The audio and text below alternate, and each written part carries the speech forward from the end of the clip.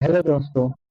आज हम क्लास 12वीं के फिजिक्स सब्जेक्ट का 30 क्वेश्चनों को ऑब्जेक्टिव क्वेश्चनों को कवर करने वाले हैं। तो आप लोग ध्यान से देखिए और समझने का प्रयास कीजिए।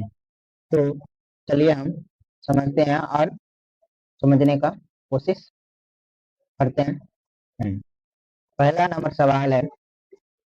पहला नंबर है, इलेक्ट्रॉन का विशिष्ट आवेश होता है। ऑप्शन ए 1.8 गुने 10 के पावर माइनस 19 सी पर केजी। इसका ऑप्शन नंबर बी है 1.67 गुने 10 के पावर माइनस 19 सी पर केजी। और सी ऑप्शन है 1.8 गुने 10 पावर 11 सी पर केजी। तो पहला नंबर सवाल का सही उत्तर होगा option number C. Option number C सही होगा। चलिए हम दूसरा नंबर सवाल देखते हैं और समझने का प्रयास करते हैं। विद्युत क्षेत्र में किसी द्विध्रुव को घुमाने पर किया गया कार्य। विद्युत क्षेत्र में किसी द्विध्रुव को घुमाने में किया गया कार्य। ए ऑप्शन है W बराबर ME1 - sin theta. B option है W बराबर ME1 - cos थीटा। और सी ऑप्शन है W बराबर ME tan थीटा।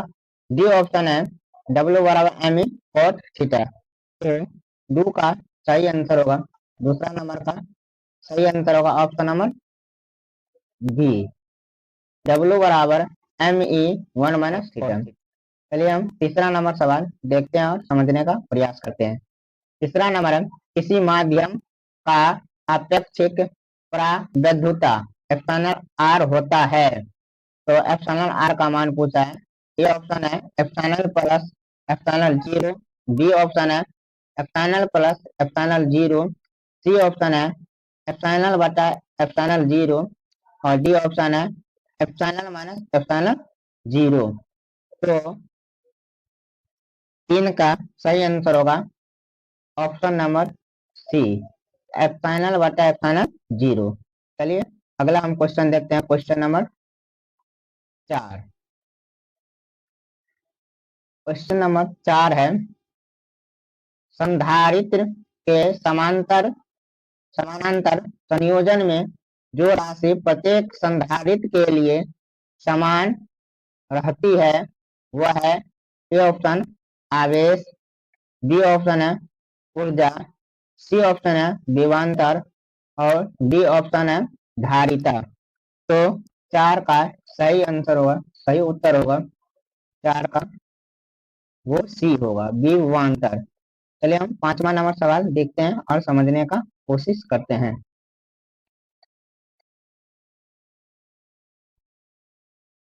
चलिए हम 5 नंबर देखते हैं और समझने का कोशिश करते हैं।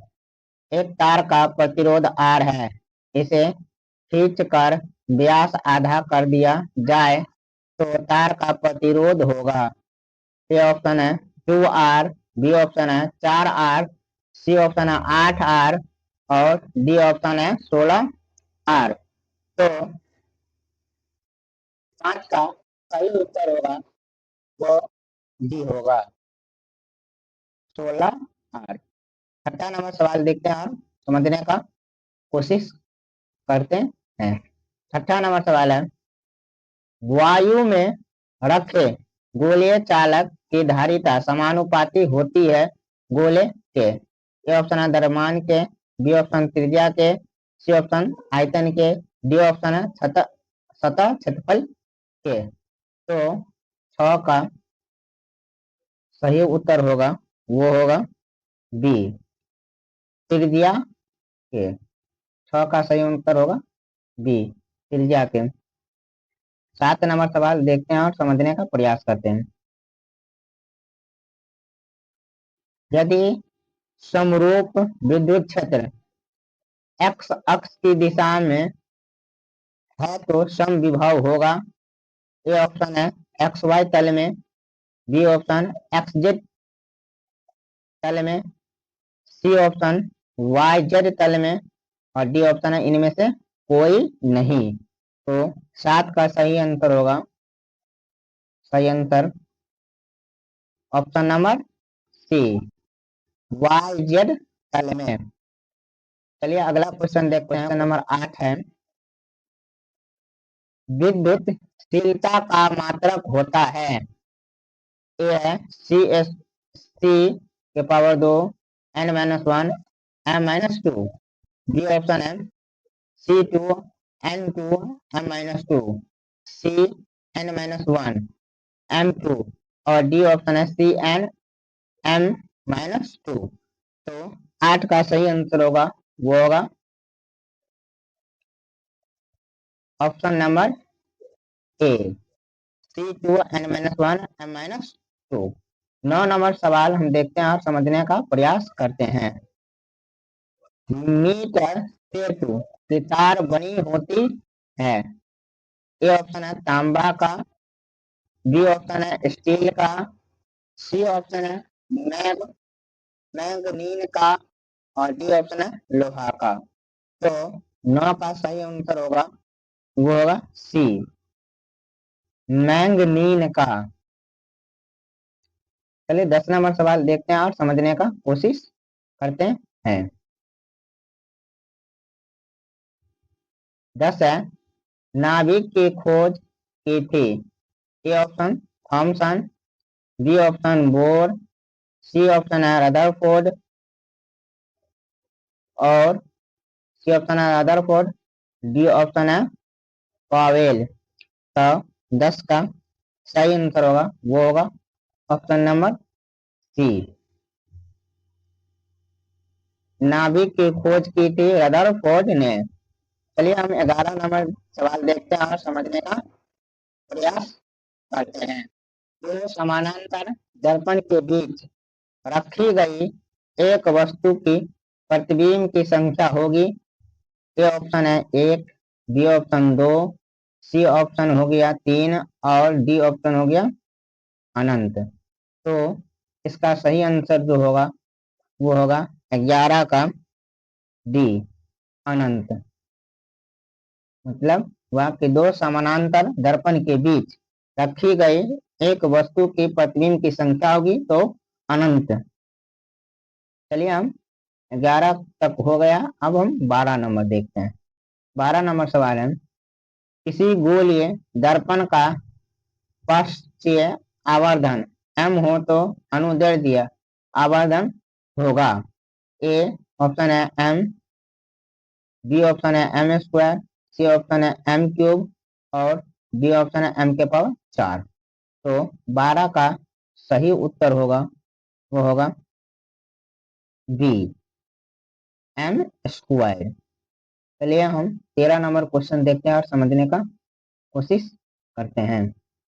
13 नंबर क्वेश्चन है, अगर किसी प्रकाश का किसी दो माध्यमों में तरंगदैर्घ्य λ1 तथा λ2 हो तो स्नेल का नियम होगा।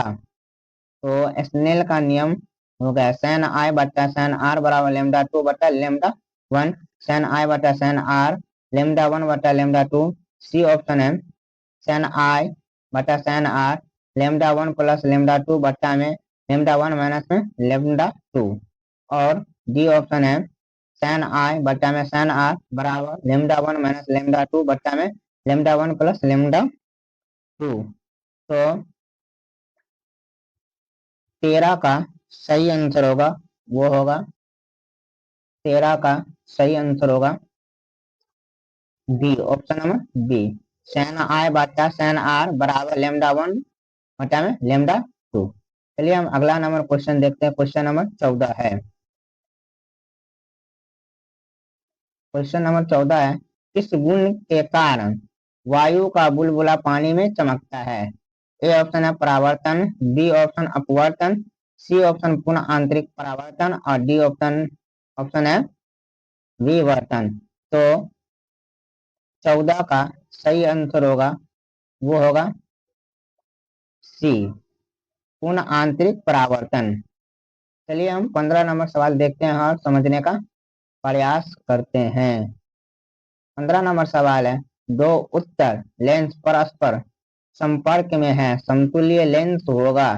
ए अवतल, बी उत्तल, सी समलोत्तल और डी होगा समतलोत्तल। तो 15 का सही उत्तर होगा 15 का ऑप्शन नंबर बी उत्तल। चलिए हम अगला क्वेश्चन देखते हैं। 16 नंबर है,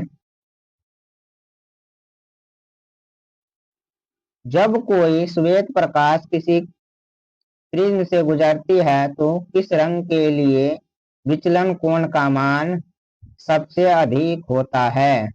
ए ऑप्शन लाल, बी ऑप्शन बैगनी, सी ऑप्शन पीला और डी ऑप्शन है नारंगी। तो इसमें सवाल पूछा गया है, जब कोई श्वेत प्रकाश की किरण किसी प्रिज्म से गुजरती है तो किस रंग के लिए विचलन कोण का मान सबसे अधिक होता है?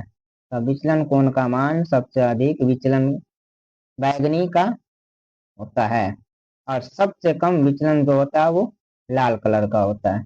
और उसी में अगर पूछा जाए कि किस रंग का तरंग दैर्ध्य सबसे अधिक होता है, तरंग दैर्ध्य की बात पूछा जाए तो तरंग दैर्ध्य का आंसर हो जाएगा लाल। तरंग दैर्ध्य लाल का सबसे अधिक होता है और बैगनी का तरंग दैर्ध्य सबसे कम होता है। लेकिन इसमें पूछा गया विचलन किसका सबसे अधिक है, तो बैगनी का विचलन सबसे अधिक और लाल का विचलन सबसे कम। माइनस लगा तो इसका मतलब होता है कम। चलिए हम 17 नंबर सवाल देखते हैं, समझने का प्रयास करते हैं। आर त्रिज्या वाला गोलीय संधारित्र की धारिता होगी सी बराबर 1/4 pi into q by r और बी ऑप्शन है 1/4 पाई इंटू क्यू आर बटा क्यू। सी ऑप्शन है सी बराबर 1/4 pi into q square by r. D option है सी बराबर 1/4 पाई इंटू क्यू बट्टा आर स्क्वायर। तो 17 का सही आंसर होगा वो ऑप्शन नंबर ए होगा, सी बराबर 1/4 pi into q by r square. चलिए हम 18 नंबर क्वेश्चन देखते हैं और समझने का प्रयास करते हैं। विद्युत द्विध्रुव के कारण अक्षीय तथा निरक्षीय स्थिति में विद्युत क्षेत्र की तीव्रता का अनुपात होगा ए 1:2, बी 2:1, सी 2:3 और डी है 3:2। तो 18 का सही उत्तर होगा वो 18 का सही उत्तर होगा ऑप्शन नंबर बी 2:1। 19 नंबर सवाल हम देखते हैं और समझने का प्रयास करते हैं। आवेश पुनर्वितरण में क्षय होता है। ए ऑप्शन आवेश, बी ऑप्शन ऊर्जा, सी ऑप्शन मात्रा और डी ऑप्शन है इनमें से कोई नहीं। तो 19 का सही आंसर होगा 19 का सही आंसर होगा ऑप्शन नंबर बी ऊर्जा का। आवेश पुनर्वितरण में क्षय होता है ऊर्जा का। चलिए हम 20 नंबर सवाल देखते हैं और समझने का प्रयास करते हैं। 20 नंबर सवाल है, समान प्रतिरोध वाले n प्रतिरोधक का श्रेणी क्रम तथा समांतर क्रम संयोजन से प्राप्त समतुल्य प्रतिरोधों का अनुपात होता है ए n, बी ऑप्शन है n², सी ऑप्शन n³ और डी ऑप्शन है n⁴। तो 20 का सही उत्तर होगा ऑप्शन नंबर बी n²। चलिए हम 21 नंबर सवाल देखते हैं। 21 नंबर सवाल है, जब एक विद्युत द्विध्रुव बंद सतह से घिरा हुआ है तो बंद सतह पर विद्युत फ्लक्स का मान होगा। बंद सतह पर विद्युत फ्लक्स का मान पूछा जा रहा है। तो 21 का सही उत्तर होगा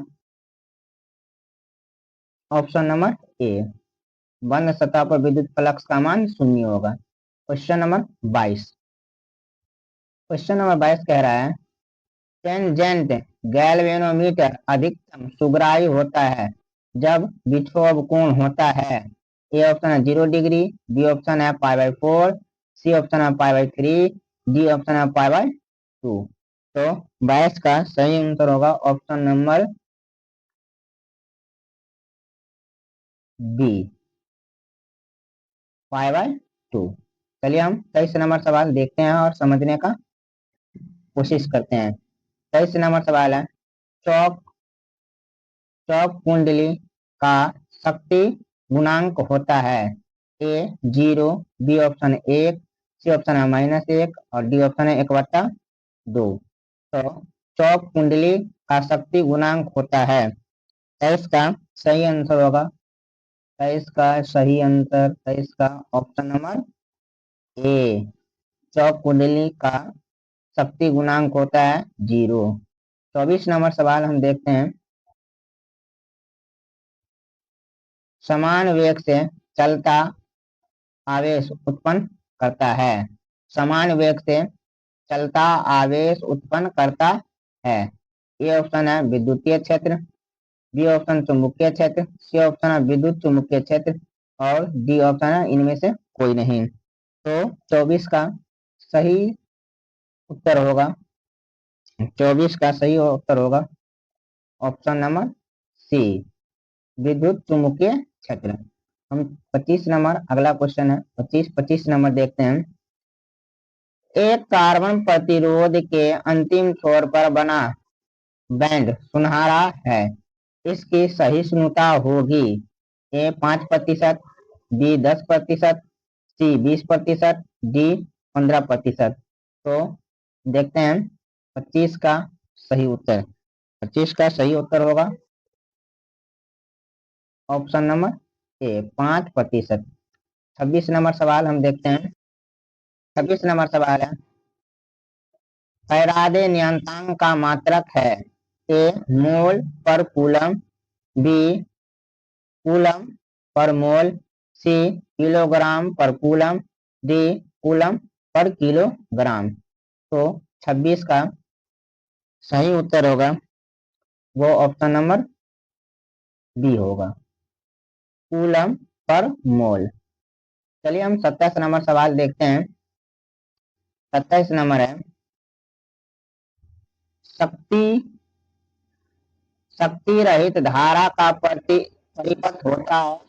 ए शुद्ध प्रतिरोधी, बी शुद्ध धारितीय, सी शुद्ध प्रेरित और डी है ए और बी दोनों। तो 27 का सही ऑप्शन होगा ऑप्शन नंबर डी, ए और बी दोनों। 28 नंबर सवाल देखते हैं और समझने का प्रयास करते हैं। 28 नंबर सवाल है, विद्युत चुंबकीय तरंग में विद्युतीय तरंग एवं चुंबकीय तरंग के बीच का कालांतर होता है। ए 0 डिग्री, बी π/2, सी पाई और डी 2π। तो 26 का सॉरी 28 नंबर का सही उत्तर होगा वो होगा ऑप्शन नंबर ए, विद्युत चुंबकीय तरंग एवं विद्युतीय तरंग एवं चुंबकीय तरंग के बीच कालांतर का मान होता है 0 डिग्री। चलिए हम 29 नंबर सवाल देखते हैं। 29 नंबर सवाल है, यदि समान फोकस दूरी f के दो लेंस संपर्क में समान प्रधान अक्ष पर रखे जाए तो समतुल्य फोकस दूरी होगी। A f, B option 2f, C option f/2 और डी ऑप्शन f/3। तो 29 नंबर का सही उत्तर होगा ऑप्शन नंबर सी, f/2 मतलब आधा, फोकस दूरी की आधा। 29 नंबर सवाल देखते हैं। 29 नंबर है, एक उत्तल लेंस का ऊपरी आधा भाग को काला कर दिया जाए, उसके सामने रखी वस्तु का प्रतिबिंब होगा, का आकार बढ़ेगा, आकार घटेगा, सी है तीव्रता घटेगी और डी है तीव्रता बढ़ेगी। तो लास्ट नंबर क्वेश्चन का सही उत्तर होगा क्वेश्चन नंबर 30 का ऑप्शन नंबर सी, तीव्रता घटेगी, तीव्रता घटेगी। तो आज हम 1 से लेके 30 तक के क्लास 12 के फिजिक्स सब्जेक्ट का ऑब्जेक्टिव क्वेश्चन कवर किए हैं। तो आप लोग बताइए यह वीडियो कैसा लगा है, और अगर अच्छा लगा हो तो एक दूसरे को शेयर भी जरूर कीजिएगा। तो चलिए, थैंक यू, बाय।